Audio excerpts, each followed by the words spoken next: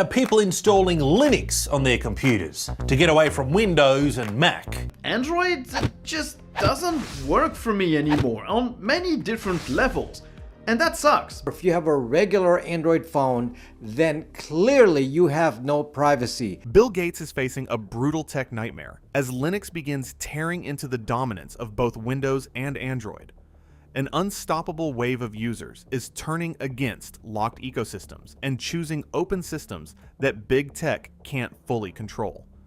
If this surge continues in 2026, the platform empire that built Microsoft's power could start collapsing in real time. Windows 11 was the operating system that no one asked for, and quite honestly, no one really wants. For years, the tech landscape was locked into a simple order. Apple dominated the high end, Google controlled the mainstream, and Windows ruled the desktop without serious challenge. Now that stability is starting to fracture, in 2026, users across online communities and workplaces are openly questioning why they should keep tolerating systems that feel restrictive, intrusive, and increasingly costly. What began as scattered frustration is turning into a growing backlash against the very platforms that created this dependence. Bill Gates once called missing Android the greatest mistake of his career. Well, some of my mistakes are very public. I mean, Microsoft, we had lots of products that didn't work. We did a phone operating system, and now, Android, took that position. So I certainly, messed that up in a huge way. Android was built on Linux. The platform now threatening the mobile order that rose after Microsoft failed is also built on Linux. The open source world Microsoft spent years attacking on the desktop is now the foundation of the most dangerous idea in modern computing. Linux did not win by beating Microsoft at its own game. It won by making the game itself look like the problem. You use Linux? Yep. Why? I just find it more convenient for work and when I need to actually get a lot of stuff done. So, and for gaming, it's good enough. I can just use a lot of the compatibility. That reputation breakthrough came from the last place anyone expected, a gaming handheld. The Steam Deck running a Linux-based operating system demolished the argument that Linux was only for developers and hobbyists with too much time to configure things. Millions of people picked up a Steam Deck, played their games, and never once interacted with a Windows installation. Valve did more for Linux adoption in 18 months than a decade of advocacy had managed. The stigma cracked because performance made the argument instead of ideology. More and more PC builders are now using Linux instead of Windows. And for you super nerds, this data is actually really fun to look at. This is the desktop operating system market share worldwide chart, and the red indicates Linux steadily increasing. Compare that to the blue Windows line, and in the last decade, they went from 90% down to 72%. It's pretty wild seeing that many people move away from Windows. Proton compatibility then turned this into a full shockwave. Games that were never developed for Linux running through a compatibility layer and matching or beating Windows performance numbers. Counter-Strike 2 benchmarks circulating online showing Linux outperforming Windows on identical hardware. Gamers, the audience that historically treated Linux as a non-starter, started sharing results that made Windows look like the inferior choice.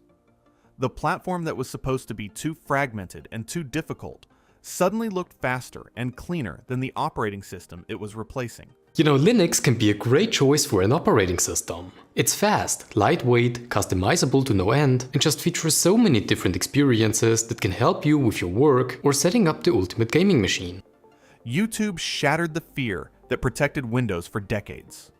Viral tutorials showed complete Windows to Linux migrations happening in minutes, turning what once felt technical and risky into something simple and achievable, while Reddit and Discord communities made the switch feel supported instead of dangerous.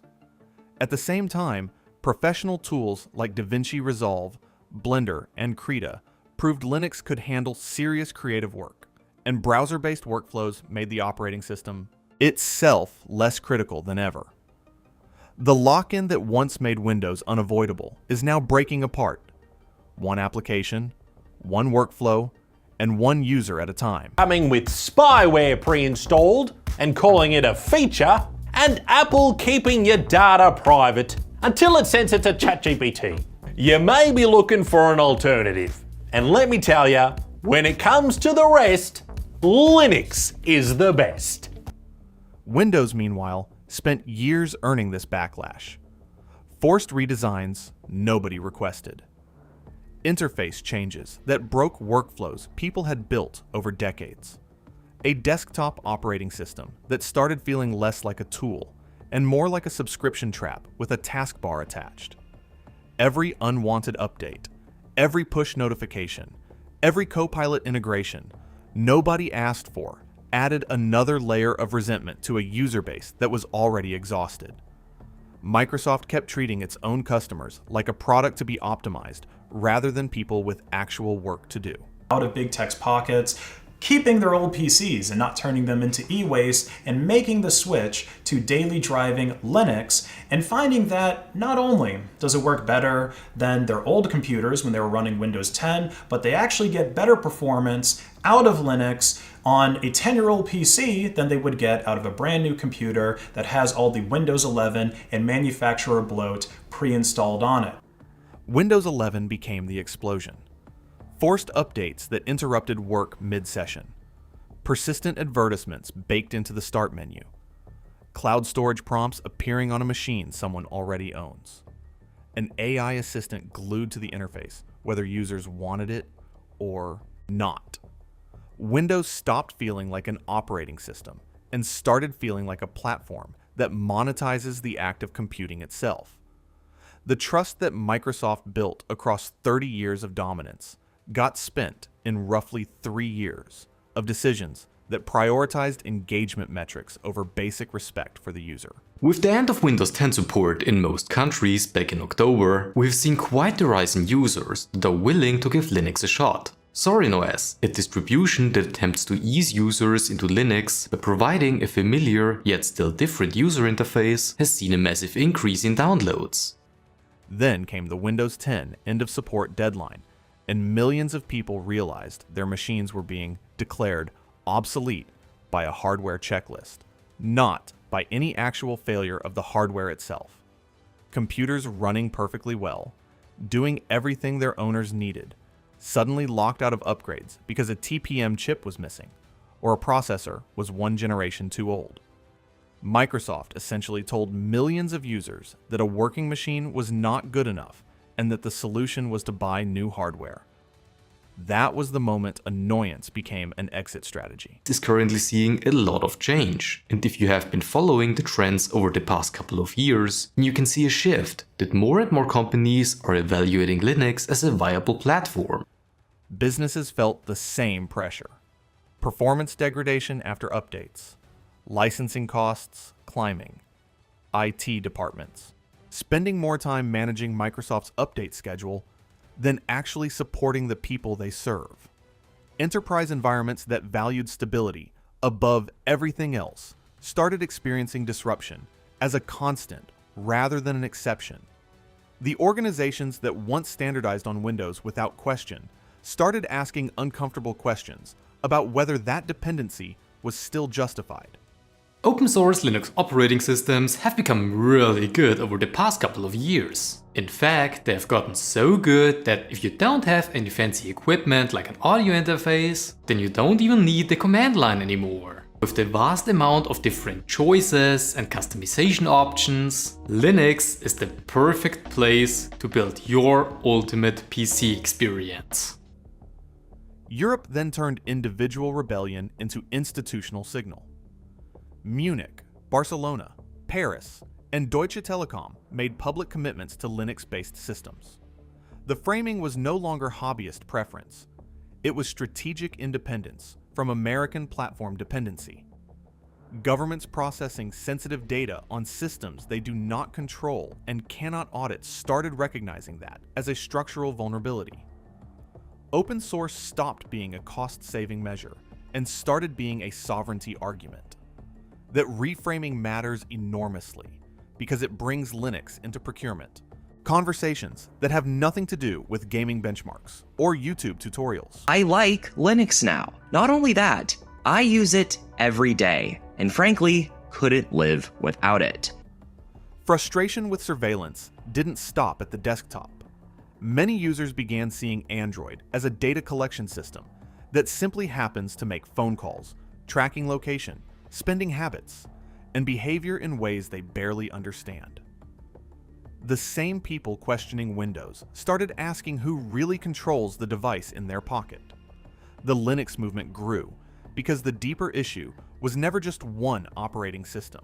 It was about control over the technology people rely on every day. We're not necessarily getting all of the freedoms that we used to do before.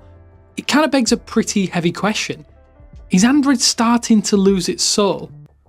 Linux phones are confronting the mobile industry with a reality it has never truly faced. Devices like the Librem 5, PinePhone, and Ubuntu Touch show that modern smartphones do not have to depend on Google accounts, Apple IDs, or App Store commissions. Hardware kill switches that physically cut power to cameras, microphones, and connectivity shift privacy from software promises to user control. Linux devices like this come in. You could think of Linux as the freedom software, in that it's 100% open source. Every line of code on every app on this phone is publicly available. So companies can't spy on you or abuse your data, because if they did, everyone would be able to see it. And so if you actually take a closer look at this Librem 5, you realize that while yes, its construction does probably resemble a graphical calculator more than it does a modern day flagship, the privacy features. With Waydroid bringing Android apps into a Linux environment, the excuse that once killed every alternative mobile platform is starting to collapse. Governments and institutions are paying close attention too, realizing that depending on closed, foreign-controlled ecosystems could become a serious long-term risk, especially as AI turns smartphones into real-time processors of deeply personal data. Most of our privacy is lost through our phones. On the news last night, it was confirmed that Google was tracking everyone's locations and using it to map if people are doing social distancing, and then sharing that data with the government. If the walls around Windows and Android are finally beginning to crack, are you ready for what comes next? Share your thoughts in the comments, smash that like button, and subscribe now to stay ahead of the shift.